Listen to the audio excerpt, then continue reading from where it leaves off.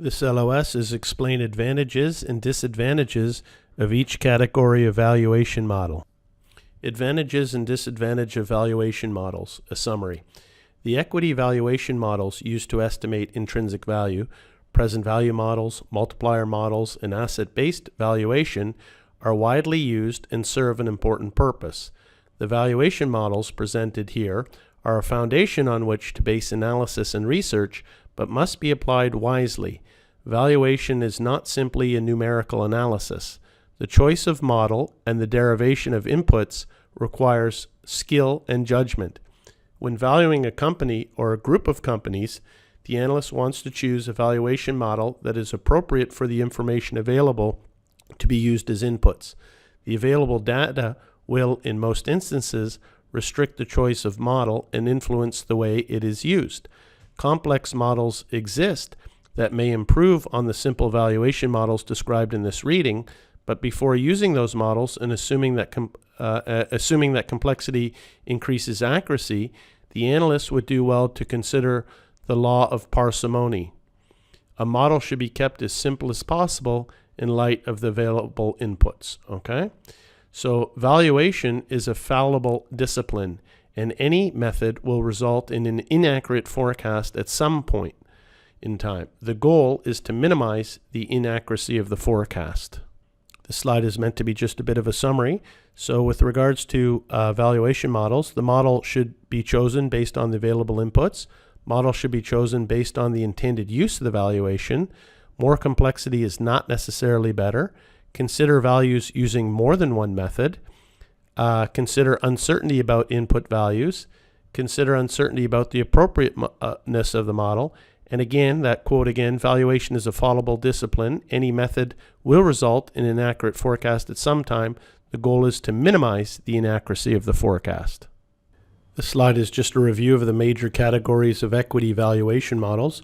So first we looked at the present value models, which are the discounted cash flow models, the dividend discount model, and free cash flow to equity.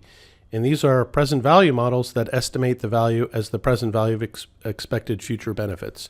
Then we looked at the multiplier models, which are the market multiple models, the price to earnings, price to sales, price to book, and price to cash flow. And the multiplier models estimate intrinsic value based on a multiple of some fundamental variable.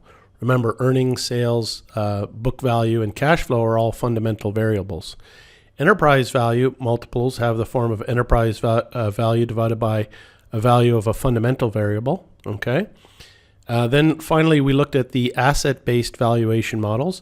The asset-based valuation models estimate value based on the estimated value of the assets and liabilities. So again, it was the estimated market value of the company's assets minus the liabilities. And again, it's the market value of the liabilities. And the choice of model will depend upon the availability of the information to input into the model and the analyst's confidence in both the information and the appropriateness of the model. So again, this is just a nice little review of what we've been working through in the previous learning outcome statements. So this LOS was to list the advantages and disadvantages of the different models, and we did have these listed throughout the previous learning outcome statements, and this LOS just brings them together as a summary. So first, the dividend discount models. The advantage is that they're theoretically sound and they're widely accepted. Disadvantages are inputs must be estimated, and valuation can be very sensitive to the input values. With regards to the multiplier models, the advantages are widely used, associated with stock returns, easily calculated, and readily available. They're good for identifying attractive companies in an industry, and they're useful for time series or cross-sectional analysis. Disadvantages are differences in accounting methods can reduce the comparability, and multiples for cyclical companies are highly variable. Moving on to enterprise value, the advantages are that even when the price earnings is problematic because of negative earnings, the EV to EBITDA multiple can generally be computed because EBITDA is usually positive. So again, if it's negative earnings, you can't calculate a PE, okay? But EBITDA is usually positive. An alternative to using EBITDA in the EV multiples is to use operating income. Now, the disadvantages are that in practice, analysts may have difficulty accurately assessing enterprise value if they do not have access to market quotations for the company's debt. Moving on to asset-based equity valuation models, the advantages are you can provide a floor value, and it's useful for the firm with mostly tangible short-term assets, or if the firm is to be liquidated. If the firm's going to be liquidated, it's no use of doing a dividend discount model or a free cash flow to equity model because the future is being cut short. Disadvantages: ongoing firm value may be greater than asset value, and it does not reflect future cash flows. If it is an ongoing concern, asset-based is maybe not the best approach. Fair values of assets can be difficult to estimate, especially with primarily intangible assets with high inflation environments. So do a quick practice question. An investor wants to determine the intrinsic value of the common stock for a company with the following characteristics.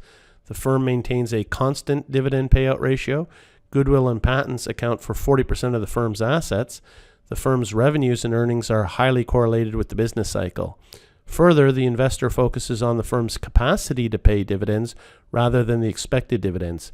Considering the above, the investor will most likely use which of the following valuation models? A, asset-based valuation model, B, free cash flow to equity model, or C, the Gordon dividend growth model.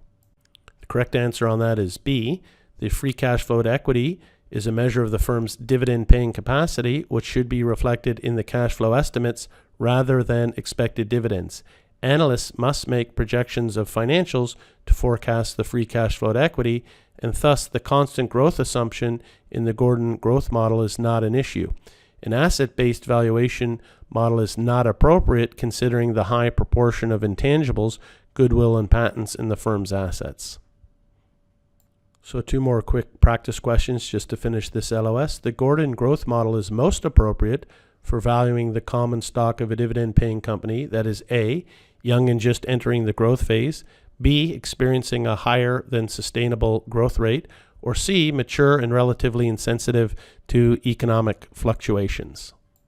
And one last practice question for this LOS. Which of the following is the most appropriate reason for using a free cash flow to equity model to value equity of a company? A, free cash flow to equity is a measure of the firm's dividend paying capacity. B, free cash flow to equity models provide more accurate valuations than dividend discount models. Or C, a firm's borrowing activities could influence dividend decisions, but they would not impact free cash flow to equity. Okay, A is correct. I think we've hammered this point home a number of times throughout this reading. A is correct. Free cash flow to equity is a measure of the firm's dividend paying capacity, and that's the most appropriate reason for using a free cash flow to equity model. Okay, it doesn't necessarily provide a more accurate valuation than the dividend discount model, but again, if a company's not paying dividends, then the free cash flow to equity is more appropriate. And borrowing activities could influence dividend decisions. No, because as we said, we have to understand how we do the calculation for the free cash flow to equity. It's cash flow from operations minus the investing cash flows plus or minus the net borrowings. So again, that's a little bit of English there meant to confuse you. A is correct. Okay, and that's the last slide for this LOS. Thank you.